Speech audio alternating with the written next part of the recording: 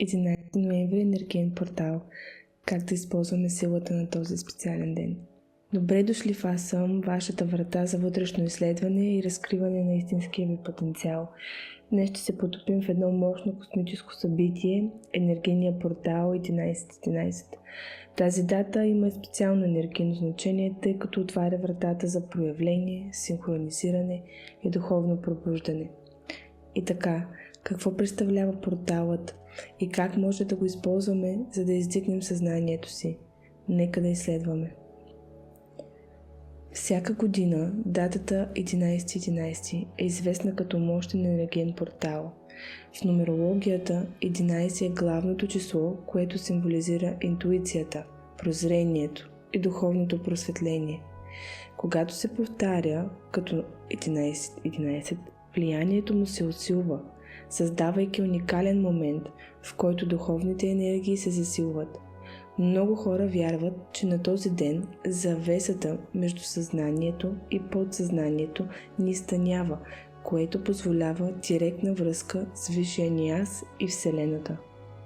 Често виждане на числото 11.11 може да бъде послание от Вселената, напомняне, че сме в синхрон с висшата си цел. Това е призив да обърнем внимание на мислите и емоциите си, тъй като те са ключови за оформяне на нашата реалност. На 11 ноември този енергиен модел се засилва, специално подреден за самоанализ, определяне на намерения и проявяване на желания. Как да се възползваме от силата на портала?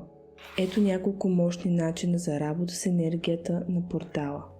Поставяте ясни намерения. Първо, отделете време, за да определите ясни намерения. Какво наистина желаете? Тук не става въпрос само за материални цели, а за настройване към целта на душата ви. Запишете тези намерения в дневник. Бъдете конкретни и си представете, че вече въплъщавате тази реалност. Практикувайте благодарност. Благодарността повишава честотата ни и ни хармонизира с енергията на изобилието. Направете списък на всичко, за което сте благодарни, като се съсредоточите върху големите и малки благословии в живота си. Медитация и визуализация. Опитайте сесия за медитация или визуализация, за да се свържете дълбоко с вътрешното си аз. Представете себе си, заобиколени от светлина, като се фокусирате върху привличането на това, което съответства на вашия най-висш път. Утвърждения. Използвайте положителни утвърждения, като например «Аз съм в съответствие с моята най-висша цел» или «Привличам това, от което се нуждая за моето израстване». Повтаряйте ги през целия ден, за да затвърдите тези убеждения. Освобождаване и пускане. Този портал също така предлага възможност да се освободим от стари модели или убеждения, които вече не ви служат.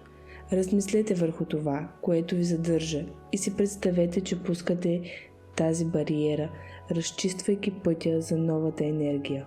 Не се изненадвайте, ако се почувствате по-свързани с интуицията си или забележите знаци, които ви насочват към целта ви.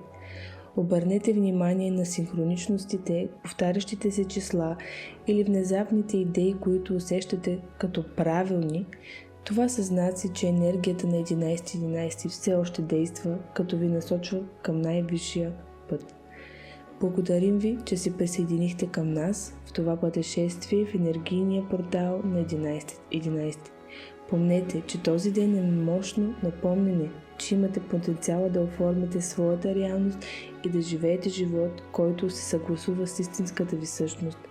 Ако сте намерили това видео за проницателно, не се колебайте да го харесате, да се абонирате и да изследвате повече с Аз съм. До следващия път останете в синхрон и помнете, имате силата да създавате своята реалност.